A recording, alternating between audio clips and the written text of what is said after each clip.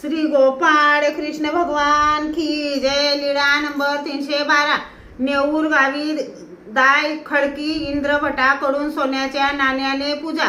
मग सर्वज्ञ नेऊर गाव येथे आले। गावाच्या वायव्य दिशेला दाय खडक, तिकडे सर्वज्ञ निघाले। सर्वज्ञ म्हणाले, वानऱ्या इंद्र याला बोलवा। जाओ भट्टोबास म्हणाले, हो जी। मग सर्वज्ञ दाय खडक येथे आले। भट्टोबास गावात गेले।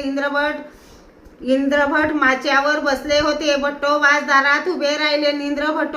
इंद्रभटो सर्वज्ञ येथे आले आहेत असे सांगून भट्टोबास लगेच निघाले। इंद्रभटांच्या पायाला फोड झालेला होता। इंद्रभटांनी ऐकल्यावर माचावरून उडी घातली, त्यामुळे तो फोड फुटला।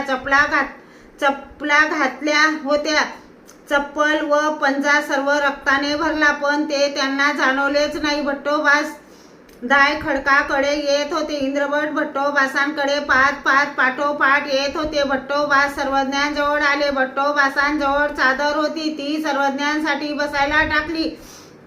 सर्वज्ञ आसनावर बसले। इंद्रभट आले। इंद्रभटांनी चपल्या काढल्या, तेव्हा पायाचा पंजा सर्व रक्ताने भरला होता। मग सर्वज्ञांना साष्टांग दंडोते घातले, श्रीचरणा लागले, बसले। सर्वज्ञांनी विचारले, हे रक्त कसले हो?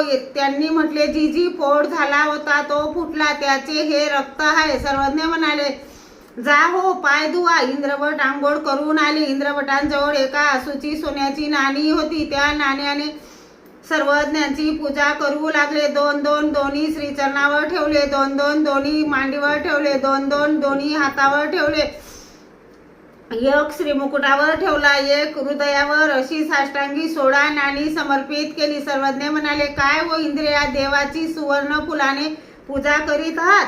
ते म्हणाले, नाही जी, असा देव कशाने पूजावा जी? मग दंडोते घातले, श्रीचरणा लागले। इंद्रभट सर्वज्ञांना राहायचे म्हणत होते, परंतु सर्वज्ञांची निघायची प्रवृत्ती। श्री गोपाळ कृष्ण भगवान की जय।